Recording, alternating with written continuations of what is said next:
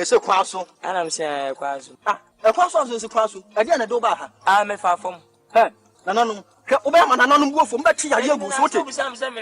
I ask me for my did. No se dey na do be pie ha. Eh, nana. Did come what na see? DL News.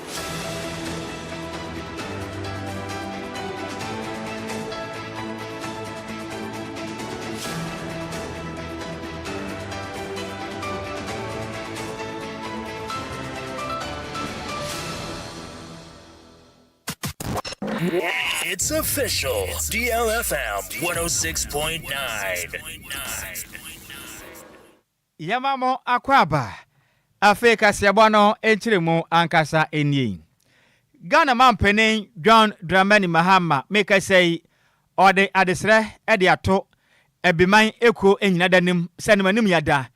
Ehu behia pa say yebetumi aboa na homasua atumi akon kan titru afa hwehwemu mechira research ene bio. Sebetumi aboa pa na nema hodo a emofra etumi kosua dem kosua no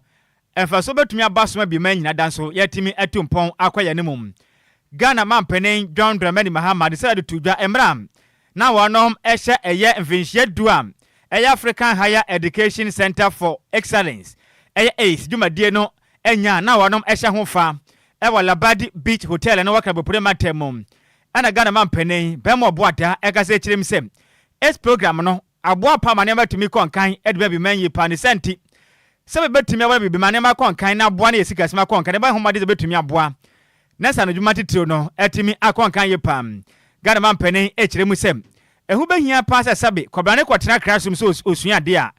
obawie school no obetumi yentete oba bonten so a obetumi akakwotena baabi abodwumaden asom na bi man so sikatumi aba bi man mu na ne matumi akonkan ede ama mama hodo a etwa ye ho ehyiam Ghana mampeni echiremu sem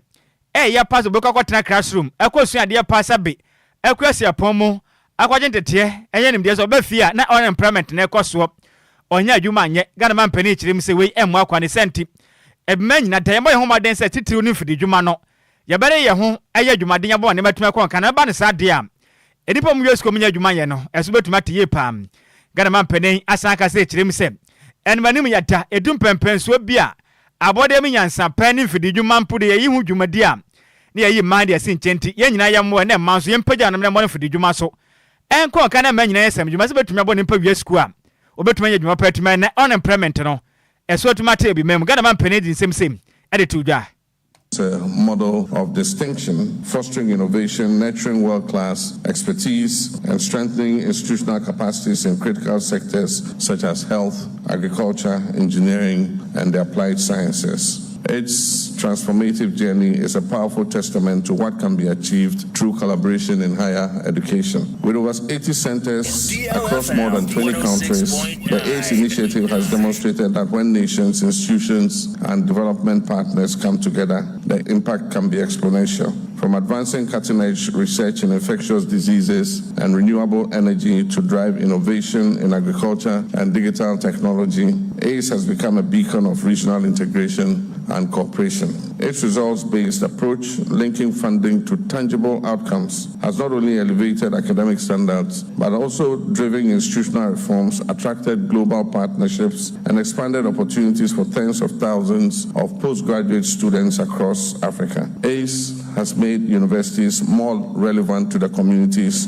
in which they are situated. Through shared thematic networks, inter-university mobility, and academic industry partnership, the ACE initiative has facilitated joint research, co-created curricula, and fostered innovation ecosystems that would have been difficult to build in isolation. By leveraging economies of scale and promoting peer learning, this collaborative framework has enhanced regional capacity while directly responding to national development priorities. The ACE journey is a reminder that the future of higher education in Africa, and indeed globally, does not lie in working alone. It lies in uniting our efforts to unlock talents, to transfer knowledge, and build a resilient, skilled work task force that is ready to drive sustainable development across the African continent.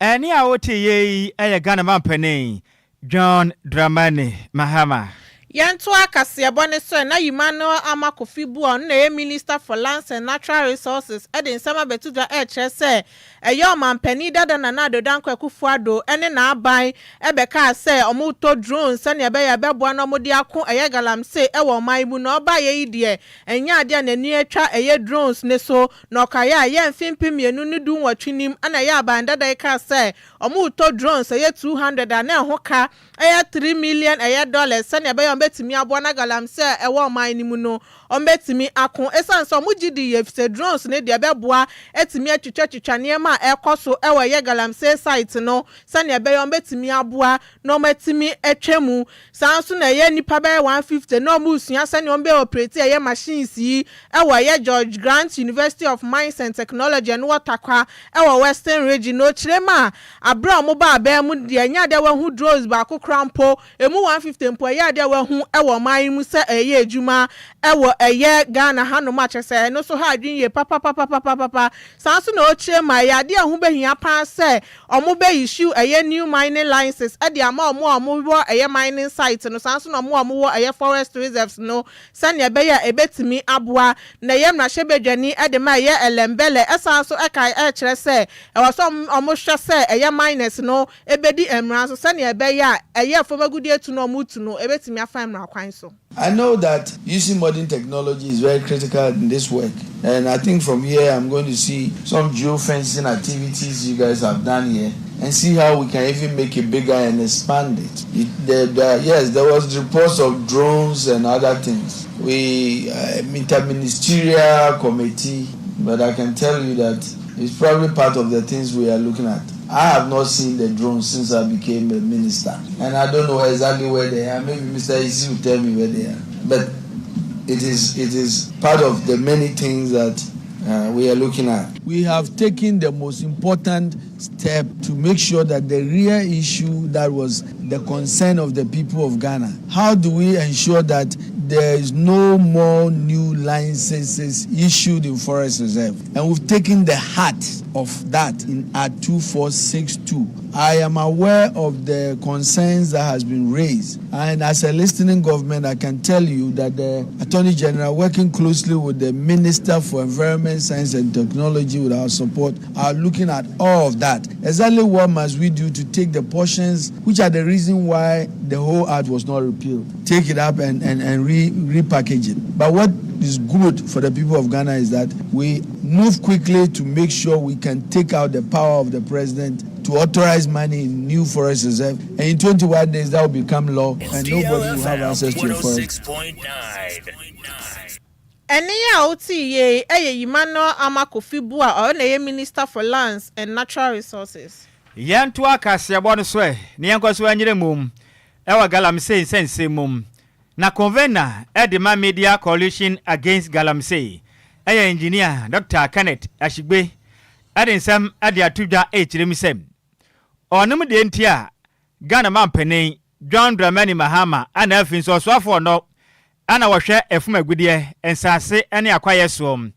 onu kware nso ene masebedwani de ma de hia wonmo wo elembele e wato emantamum Emmanuel Amakofibu a so matana moto so na LI a emanipa kwan ekotufumagudie okwaye mu no wonom entimi enyi emfemfiri wonom okram Dr. Kenneth ade adesre de atugana mampene animu sem eno anim yada ehu behinya pasa samra no obetima amana ye tontentan twemuka bia na boa na galamsi ahodo a nipa bi adifuru penti wonom etuo yakwaye mu no eso etimi atekram na Dr. Ken Ashigbe echire sem eno wa ye pasa vise Ghana mampene eba obehye Ghana for obose oba galamsi no we de obetima declare state of emergency no de atoso na boa galamsi no eto etimetwa kra na obisa say Ghana mampene yin eba na sen ene to abawe wonyem to nyina ra sesen wo ba ye nya hwekura mboboso miensem ene yewe na de pa na wo ye ede akon etia galamsey Dr. Kenneth Ashigbe echiremisem edum pempenso bi a na kaya kwamia kwaya de say amanyefo no mokasa ye soronko munya akwani so mokasa ye soronko o chiremse ha adwenye pefri sem ananu ya da wo ba ye opese Ghana fo gigudie nti wo ba ka kira Ghana fo say betentas watwam temka bia ebio wasan ba ka kira wo sem yi levy emission levy we see to twetwam Ghana fo boyensem de amawo eye pam Dr. Kenneth asibesi yanka nkyere Ghana mampeni sem eba ne sana galamse ya sabe ese yensu ye na atena ye ene yakwa ye de Ghana mampeni watwi wani ne wabɔ ye mfita dukui o kyerem se eba ne sa ha adwen ye pantini senti Ghana mampeni ene anim yada emra emanipa kwan ekotu galamse ewo manga na yakwa ye mu de tontentan twam na Ghana fo nyuni every sabe se wutwa yi levium betinta sim na sabe yensu osei yakwa ya saya na yatena ya saya yefo na nipa betena na yanya nkwamponti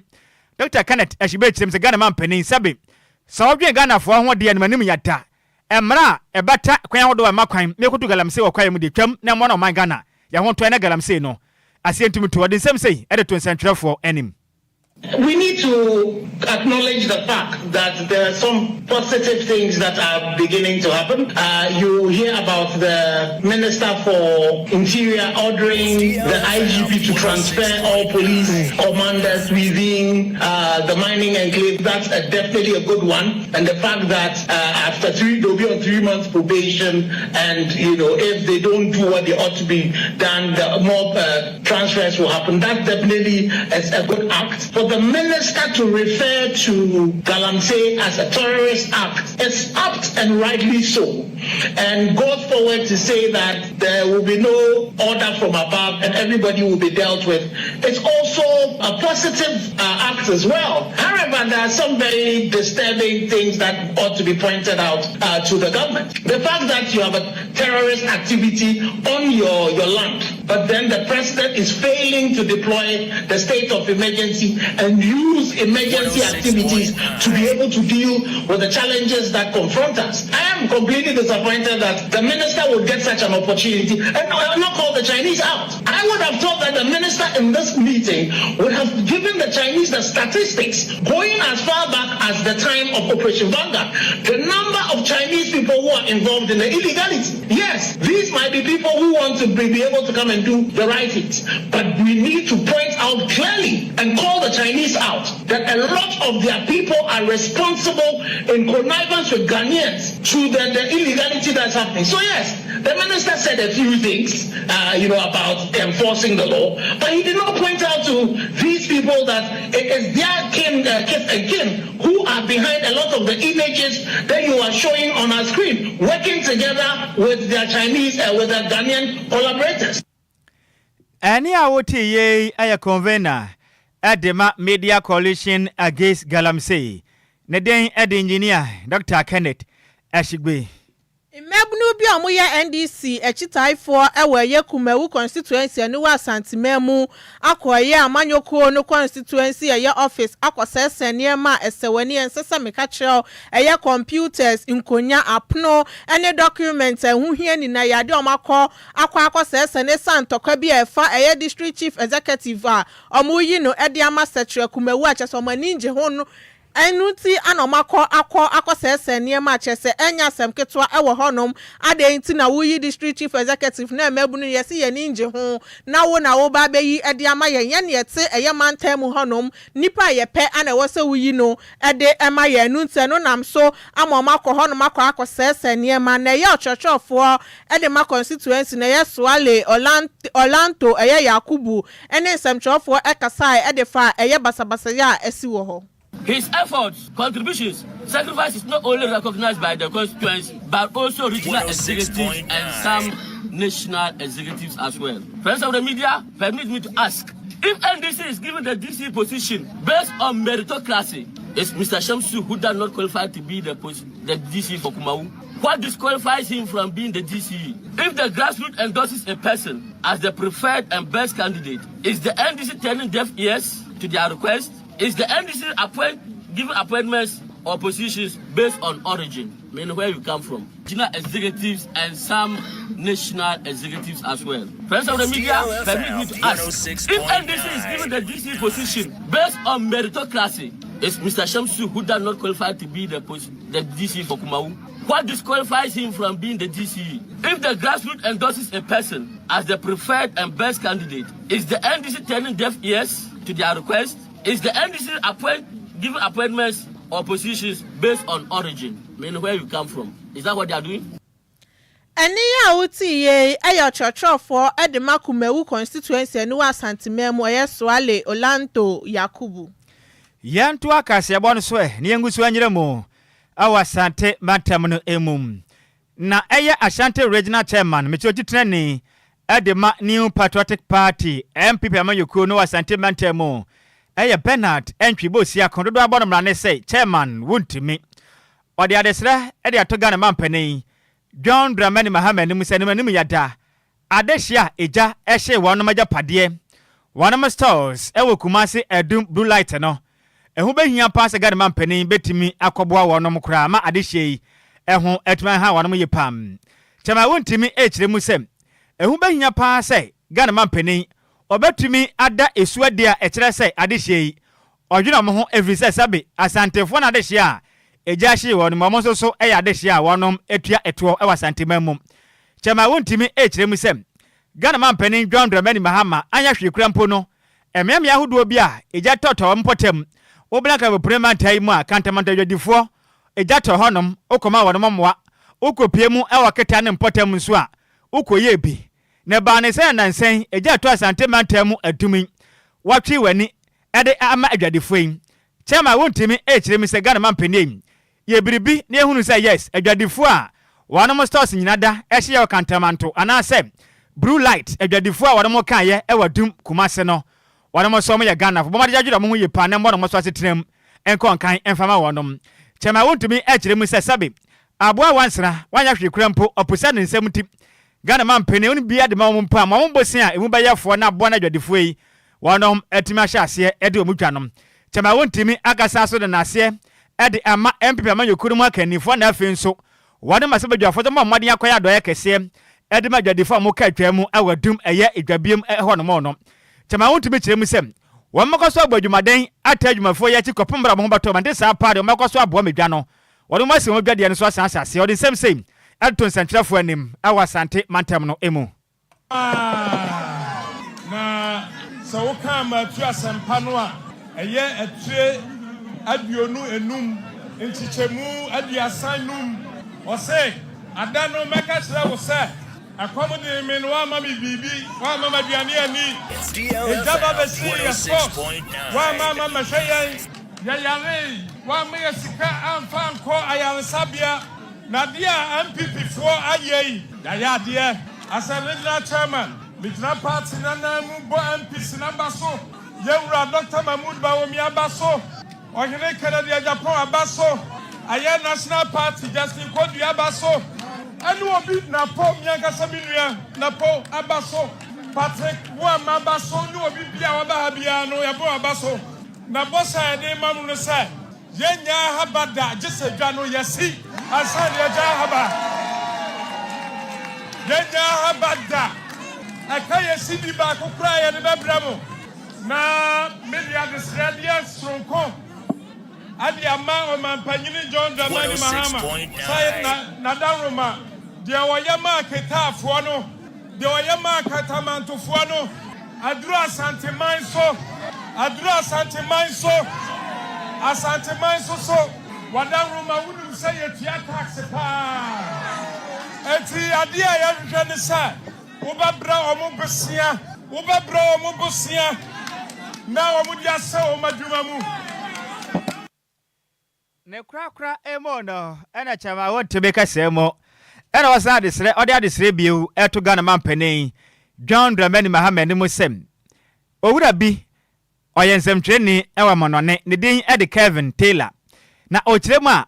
atenie pa odidi adwadifo a wonom edidwa ewo blue light Kumasi eduma wonom stores ono majapade nyina hye no atete ye pam osa chiremu sem de biada Kevin Taylor edi asantefo atem edi de ahemfamo asantememu atem a ochiremu sem sesi amekesei Kevin Taylor ekasa de Ghana mampene John Dramani Mahama nti enmanim ya do mampene bomodin a nato nsa fafra Kevin Taylor na tunufo sa atene odidi adwadifo na afi nso asanteman no onyai efrisesa nyasa na asanteman bufu a mompese bedu baby na pese oba asanteman beye biribie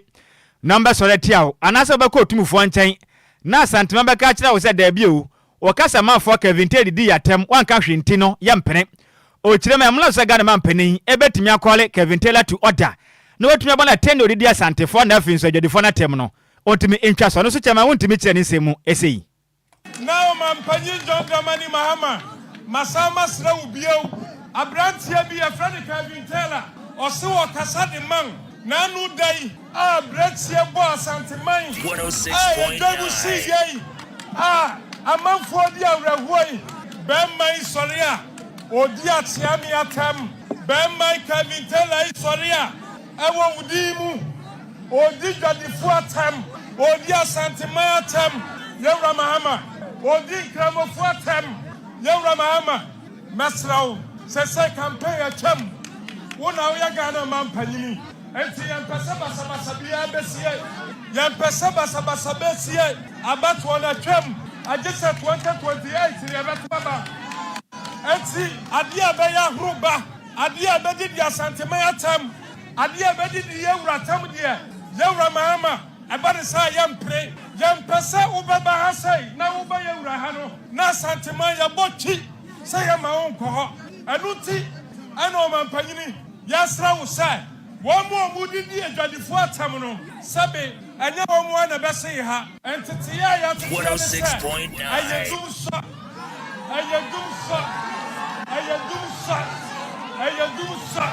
ayedumsa eti free wa mo eti Kevin Taylor so wanyo wa bro tire na wo ho na se atua wo ka tire wo na sawo ma me free ha sai na sawo papa free ha na sawo ya brantia wo ton niama wo ha na sawo wo fana wo ha ka obehunu wo mo bo onyankopon ka mo ho onyankopon tire ni mu kira mo onyankopon ma mu gidi apasto ya patu prane kan wi biara no onyankopon ma ho asama mu nyina onyankopon sra mu nyina yana mase Eni a woti ye ayo tetrene ade ma MP pema yokuro no awa sante mantene den ade penat entwi bo sia kwa dodo na efre ne se chairman ontumi ne na woti ye na ye nyina we so ne kenka ma dwechire ne bi emfa ensomwe e wo fa odikan we efre na Kwame Opart School Newman o se wo hwe life e difference home government hospital wo kire mi sem NDC aban ba yemo de oman Ghana ababa de ne gateway e de ama indupone koke ne ho ne ama ha adwen ye pandigada mampeni wo de BBC Ghana fontie bibi pa o se nche akese mfa ma MPP General Secretary Lawyer Justin Kwadwo Afrempon matemeda asem piaga no chem say koke pa ne de ahim oman Ghana mu sei kisi aja ben na wo hemfa je o mate we si free coffee parliament no chem say Ghanaian man focus on what unites us rather than what divides us. Watching live from Agunabo Bikuma Apayada Sepa Senior Coffee Parliament. We see every Richard Ahwe. We DLFM Manessa and no way to station watching him same. Good afternoon to you. Pentecost at Attack Kwadwo Krom Tobe with the Shekon Krom. In Nhyiraba Kwadwo Sammy B ni Adwoa Agyei Sikapa. See in fact Kase Bono. A more than pass on manam a loud and cry inside DJ Ghana feeding so great station one ma. Near DLFM Maness or say on my DLFM my phone in Najumapa. Yensu ya da se pam wensu African boshe ba o se asemo yo ya tesina ya da se agina wensu adan ya ho ya bai be body awuram e wa ni gidie kasebom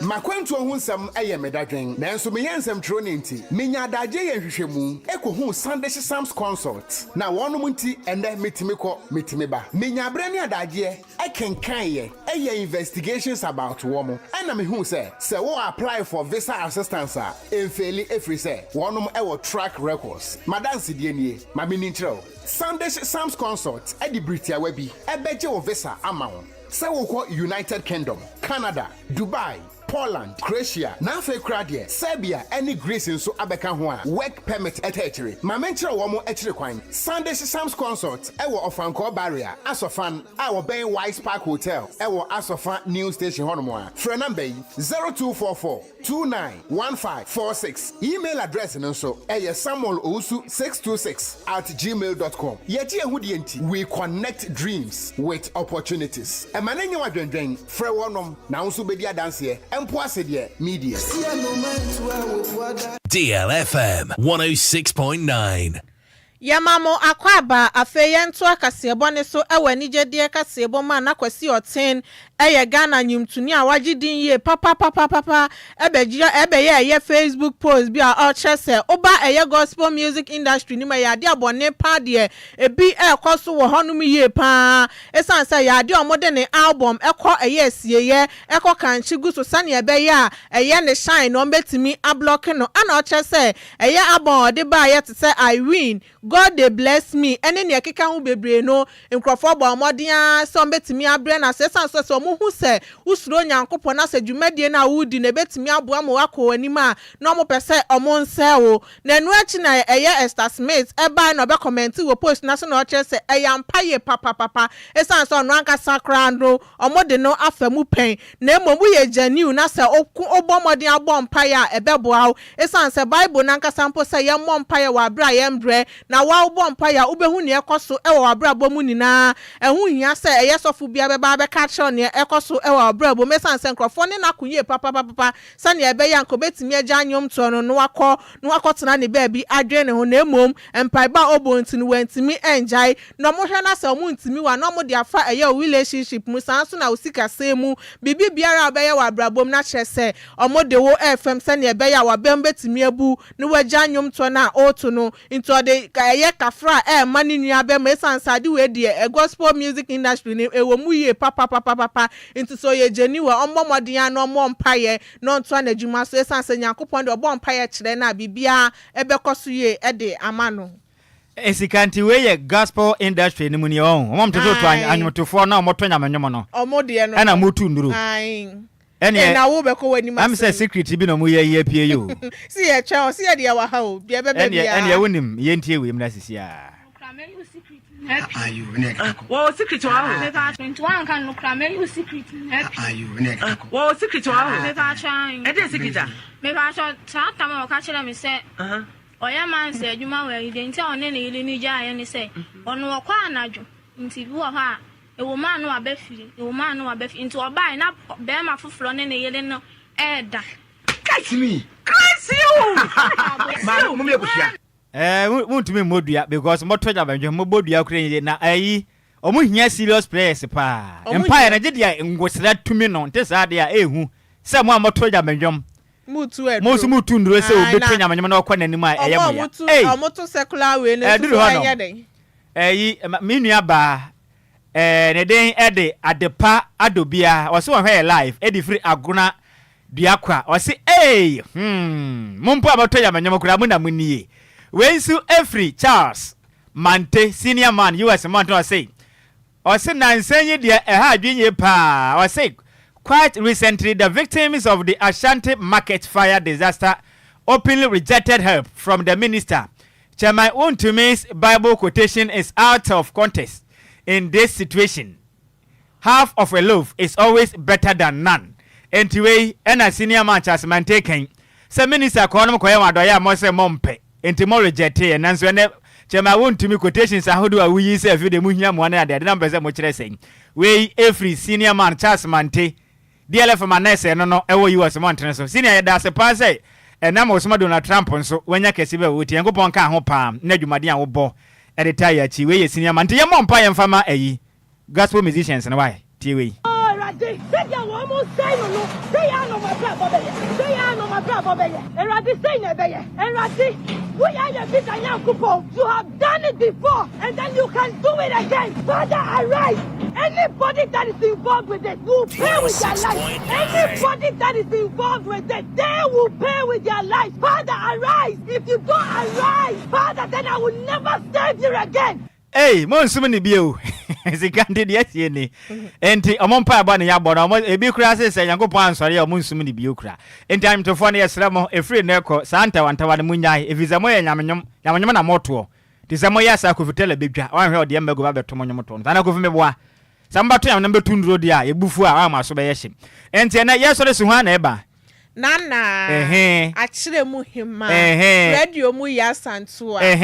emfifi mu hima ene exclusive interview be course wa hanum a ahaba yedo enti so ka se vino yifiri hanum de awaso be yehye nti we na ebei one sexy journalist enye ono nko a because my enti say ɛyɛ Sammy Flex pro ɛyɛ production movie production wo ho a ɛyɛ mpanimfo ahodo bi a wɔte akyire bafie ha no mo ene aha bɛ so papa ne senti okasa fidie no wuyi firi ha no mo a wagya ho nti yɛ so de so han bi o na eba nana akyire mo hima we yɛ frɛ no nkoso hima enti yɛda mo nyina ase ne ma mo ene tia adehye Midima